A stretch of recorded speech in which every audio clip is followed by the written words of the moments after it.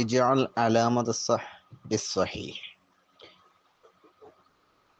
ശരിക്ക് ശരി അടയാളപ്പെടുത്താനാണ്. ഒന്ന്, യാ വലത് ഡേഷ് സാദിഖ്.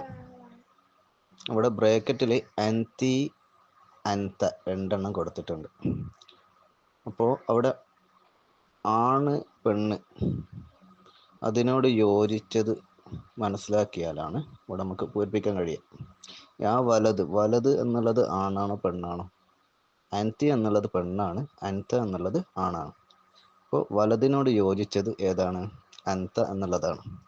അതേ രീതിയിലാണ് ഇത് നമ്മൾ ഫില്ല് ചെയ്യേണ്ടത്. യാ വലതു അൻത സാദിഖൻ എന്നാണ് ഉത്തരം. 2, യാ ഉമ്മി ഡേഷ് ആലിമത്ത്. ബ്രാക്കറ്റിൽ അൻതി അൻത എന്നുണ്ട്. ഉമ്മയോട് യോജിക്കുന്നത് അൻതിയാണ്. ഉമ്മി ഫീമെയിലാണ്, അൻതിയും ഫീമെയിലാണ്. ഉത്തരം യാ ഉമ്മി അൻതി ആലിമത്ത്. 3, യാ മുസ്ലിമാത്ത് ഡേഷ് അഖവാത്ത്. ബ്രാക്കറ്റിൽ അൻതും അൻതുന്ന. അൻതും എന്നുള്ളത് നിങ്ങൾ എന്നുള്ള അർത്ഥത്തിലാണ്. അൻതുന്ന എന്ന് പറഞ്ഞാൽ നിങ്ങൾ എന്നുള്ളതാണ്. പക്ഷേ അതൊന്ന് മെയിൽ കാറ്റഗറിയും ഒന്ന് ഫീമെയിൽ കാറ്റഗറിയാണ്. അൻതും എന്നുള്ളത് മെയിലാണ്, ആണുങ്ങളുടേതാണ്. അൻതുന്ന എന്നുള്ളത് പെണ്ണുങ്ങളുടേതാണ്. അപ്പോൾ അൻതും ആണോ അൻതുന്ന ആണോ? മുസ്ലിമാത്ത് എന്ന് പറഞ്ഞാൽ സ്ത്രീകളായതുകൊണ്ട് അൻതുന്ന എന്നാണ് അവിടെ ചേർത്ത് കൊടുക്കേണ്ടത്. യാ മുസ്ലിമാത്ത് അൻതുന്ന അഖവാത്ത്. 4, യാ ഡേഷ് അൻതുന്ന ജാലിസാത്ത്. അപ്പോൾ ഇവിടെ അൻതുന്ന എന്ന് ചോദ്യത്തിൽ വന്നത്, അതിന് മുൻപ് എന്താണ് ചേർത്ത് കൊടുക്കേണ്ടത്? അൻതുന്ന എന്നുള്ളത് സ്ത്രീകൾക്ക് പറയുന്നതാണ്. അപ്പോൾ ബ്രാക്കറ്റിൽ സ്ത്രീകൾ ഏതാണോ അത് പൂരിപ്പിച്ചു കൊടുക്കുക. ബനാത്ത് പെൺകുട്ടികൾ, ഔലാദ് ആൺകുട്ടികൾ. അപ്പോൾ ബനാത്താണ് ചേർത്ത് കൊടുക്കേണ്ടത്. യാ ബനാത്ത് അൻതുന്ന ജാലിസാത്ത്. ഓക്കെ. 5, യാ ഡേഷ് ഹൽ അൻത ദാഹിബുൻ. ബ്രാക്കറ്റിൽ വലതുൻ ബിൻതുൻ. അപ്പോൾ ഹൽ അൻത എന്നുള്ളത്, അൻത എന്നുള്ളത് നീയാണ്. അവിടെ അൻത എന്നുള്ള പദം പുരുഷന്മാർക്ക് യൂസ് ചെയ്യുന്നതാണ്. അപ്പോൾ ഡേഷ് എന്നുള്ളിടത്ത് യാ എന്നുള്ളത് നമ്മൾ ഒരാളെ വിളിക്കാൻ വേണ്ടിയിട്ട് അറബിയിൽ യൂസ് ചെയ്യുന്ന ഒരു പദമാണ് യാ എന്നുള്ളത്. ഉദാഹരണത്തിന് ഫാത്തിമ എന്നുള്ളതിന് മുമ്പ് യാ കൂട്ടി വായിക്കാം. യാ ഫാത്തിമ, ഫാത്തിമ, ഓ ഫാത്തിമ എന്നിങ്ങനെ യൂസ് ചെയ്യാൻ വേണ്ടിയിട്ട് നമ്മൾ യാ യൂസ് ചെയ്യും. മോനെ എന്ന് വിളിക്കൂലേ, അപ്പോൾ അതിനൊക്കെ യാ ആണ് അറബിയിൽ യൂസ് ചെയ്യാം. അപ്പോൾ യാ ഡേഷ് ഹൽ അൻത ദാഹിബൻ. ഇവിടെ അൻത എന്നുള്ളത് ആണായതുകൊണ്ട് തന്നെ ബ്രാക്കറ്റിലുള്ള ആണിനെയാണ് മേലെ ചേർക്കേണ്ടത്. ബ്രാക്കറ്റിൽ ഒന്ന് വലതുൻ, പിന്നെ ഓപ്ഷൻ ഉള്ളത് ബിൻതുൻ എന്നുള്ളതാണ്. അപ്പോൾ ഇതിൽ വലതുൻ എന്ന് പറഞ്ഞാൽ ആൺകുട്ടി, മകൻ. ബിൻതു എന്ന് പറഞ്ഞാൽ മകൾ, പെൺകുട്ടി. അപ്പോൾ യാ വലത് ഹൽ അൻത ദാഹിബ്, അങ്ങനെയാണ് വേണ്ടത്. 6, യാ റിജാൽ ഡേഷ് സാദിഖൂന. അവിടെയും ആണാണോ പെണ്ണാണോ എന്ന് നോക്കിയിട്ടാണ് ഫില്ല് ചെയ്യേണ്ടത്. യാ റിജാൽ പുരുഷന്മാരെ, ആളുകളെ. അൻതുന്ന എന്ന് പറഞ്ഞാൽ നിങ്ങളാണ്, അൻതും എന്നുള്ളതും നിങ്ങളാണ്, പക്ഷേ അതിൻ്റെ ജെൻഡർ മാറ്റാണ്. അൻതുന്ന എന്നുള്ളത് സ്ത്രീകൾക്ക് വേണ്ടിയിട്ട് യൂസ് ചെയ്യുന്നതാണ്. അൻതും എന്നുള്ളത് പുരുഷന്മാർക്ക് വേണ്ടിയിട്ട് യൂസ് ചെയ്യുന്നതാണ്. ഇപ്പം ഈ റിജാല് ആണുങ്ങളായതുകൊണ്ട് ബ്രാക്കറ്റിലുള്ള അൻതും എന്നുള്ളതാണ് നമ്മൾ യൂസ് ചെയ്യേണ്ടത്. യാ റിജാൽ അൻതും സാദിഖൂൻ. അപ്പോൾ ഇവിടെ മെയിനായിട്ട് നമ്മൾ ലിസൺ പഠിക്കുമ്പോൾ ഇത്തരത്തിലുള്ള ചെറിയ ചെറിയ ടിപ്പുകളും കാര്യങ്ങളൊക്കെ മനസ്സിലാക്കി വെക്കുക. അർത്ഥങ്ങൾ അറിഞ്ഞിട്ടില്ലെങ്കിലും പരീക്ഷയ്ക്ക് വേണ്ടിയിട്ട് നമ്മൾ തയ്യാറെടുക്കുമ്പോൾ ഇതുപോലുള്ള കാര്യങ്ങൾ മനസ്സിലാക്കി വെക്കുക. ആണുങ്ങളുടെ പദവി ഏതാണ്, പെണ്ണുങ്ങളുടെ സ്ത്രീകളുടെ പദവി ഏതാണ് എന്നുള്ള കാര്യങ്ങളൊക്കെ മനസ്സിലാക്കി വെക്കുക കേട്ടോ. സംശയങ്ങൾ ഉണ്ടെങ്കിൽ കമൻറ്റിൽ രേഖപ്പെടുത്താം ഇൻഷാ അല്ലാഹ്. നോസിലു ബിൽ മുനാസിബ്, യോജിച്ചവ ചേർക്കാൻ. നമ്മൾ പാഠത്തിൽ വന്ന കാര്യങ്ങൾ തന്നെയാണ്. അപ്പോൾ പാഠത്തിൽ വന്ന ഉദാഹരണങ്ങളൊക്കെ നല്ല രീതിയിൽ വായിച്ച് പ്രാക്ടീസ് ആക്കുക. എന്നിരുന്നാലും എളുപ്പത്തിലുള്ള ചോദ്യങ്ങളാണ് വരാറുള്ളത്. അപ്പോൾ അർത്ഥങ്ങളൊക്കെ കുറച്ച് മനസ്സിലായാൽ തന്നെ നമുക്ക് ഉത്തരങ്ങൾ പെട്ടെന്ന് എഴുതാൻ കഴിയും. ഒന്നാമത്തെ ചോദ്യം മുഹമ്മദ് ഡേഷ്.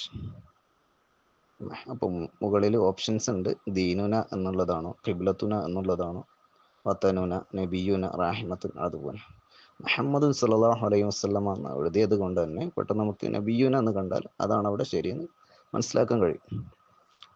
അപ്പോൾ സിമ്പിളായിട്ടുള്ള ചില കണക്ഷൻസ് അതിലുണ്ടാകും. മുഹമ്മദ് സല്ലല്ലാഹു അലൈഹി വസല്ലം നബിയുന. 2, അൽ ഹിന്ദു വത്തനുന. അൽ ഹിന്ദു എന്ന് പറഞ്ഞാൽ ഇന്ത്യ, വത്തനുന നമ്മുടെ രാജ്യമാണ്. 3, ഉമ്മുന റാഹിമ, നമ്മുടെ ഉമ്മ, റാഹിമത്തുൻ കരുണയുള്ളവളാണ്. 4, അൽ ഇസ്ലാമു ദീനുന, ഇസ്ലാം നമ്മുടെ മതമാണ്. 5, അശ്ശൈത്വാനു അദുവ്വന, പിശാച് നമ്മുടെ ശത്രുവാണ്. 6, അൽ കഅബത്തു ഖിബ്ലത്തുന, കഅബ നമ്മുടെ ഖിബിലയാണ്. നുത്തിമ്മു പൂർത്തിയാക്കാം. അപ്പോൾ അതും പാഠഭാഗത്തിലുള്ള ചോദ്യങ്ങളാണ് വരിക. പാഠഭാഗം നന്നായിട്ട് വായിച്ച് മനസ്സിലാക്കിയാൽ നമുക്ക് എളുപ്പത്തിൽ എഴുതാവുന്നതാണ്. പ്രാക്ടീസ് ചെയ്യാം.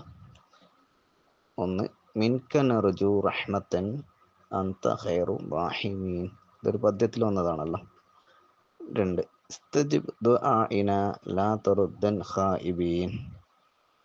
പിന്നെ ഉള്ളത് ഒരു ദുആ ആണ്. പാഠഭാഗം കഴിഞ്ഞാൽ ചിലയിടങ്ങളിൽ ദുആവും സ്വലാത്തും ഒക്കെ കൊടുത്തത് കാണാം. അതൊക്കെ ഒന്ന് ശ്രദ്ധിച്ച് മനസ്സിലാക്കി വെക്കുക.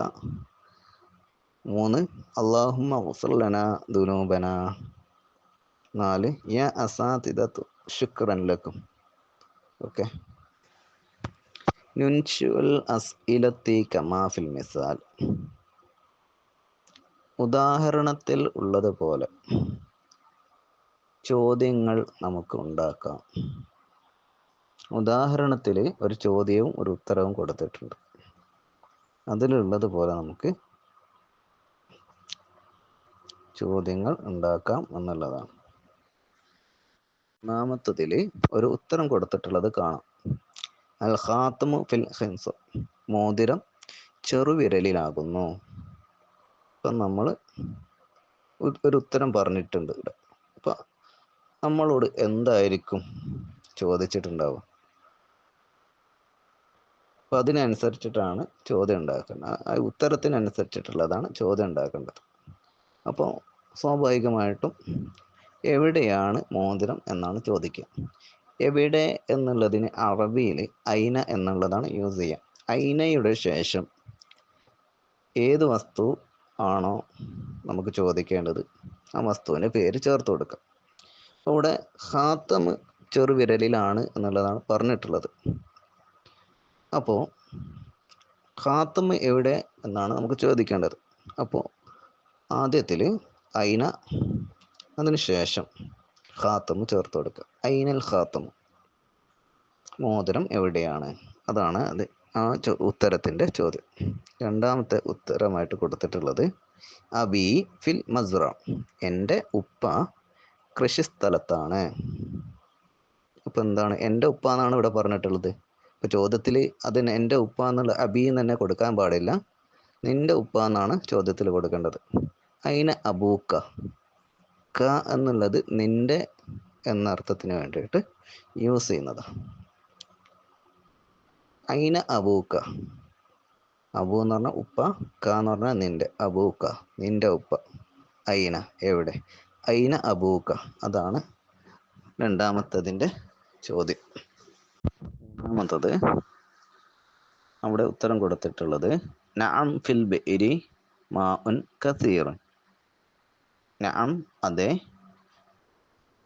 യെസ് അല്ലേ, ഫിൽ ബിഇരി മാഉൻ കസീർ, കിണറിൽ ധാരാളം വെള്ളമുണ്ട്. അതെ, കിണറിൽ ധാരാളം വെള്ളമുണ്ട്.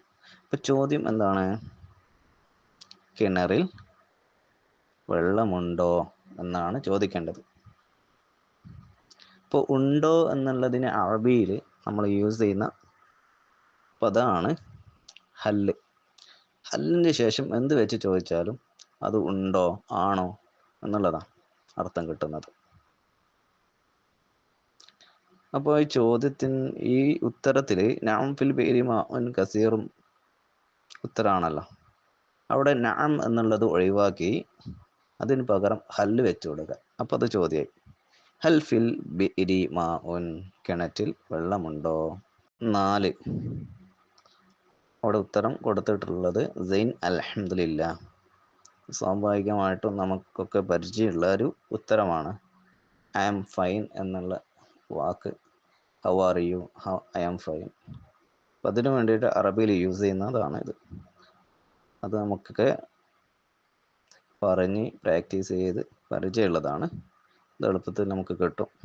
കൈഫ ഹാലക്കും, സുഖമാണോ, നിങ്ങൾക്ക് സുഖമാണോ. മുതർജിമു, പരിഭാഷപ്പെടുത്തുക. ചില ക്വസ്റ്റ്യൻ പേപ്പറിൽ അറബിയിലാക്കാനുണ്ടാകും, ചിലതിൽ മലയാളത്തിലാക്കാനുണ്ടാകും. ഇവിടെ മലയാളത്തിലേക്ക് വിവർത്തനം ചെയ്യാനാണുള്ളത്. 1 ഫിസ് സമാഇ ഹിലാലുൻ, ആകാശത്തിൽ ചന്ദ്രനുണ്ട്. 2 അലസരീരി ഫിറാഷ്, കട്ടിലിൻ്റെ മേൽ വിരിപ്പുണ്ട്. നഅദ്ദിബു, അറബിയിലാക്കാം. 1 ഉമ്മ വീട്ടിലാണ്. അൽ വാലിദത്തു ഫിൽ ബൈത്ത്. 2 നിന്റെ ഉമ്മയുടെ പേര് എന്താണ്, മസ്മു ഉമ്മിക്. 3 എൻ്റെ പിതാവിൻ്റെ അടുക്കൽ പുതിയ മൊബൈൽ ഫോൺ ഉണ്ട്. ഇന്ദ അബി ജവ്വാലുൻ ജദീദ്.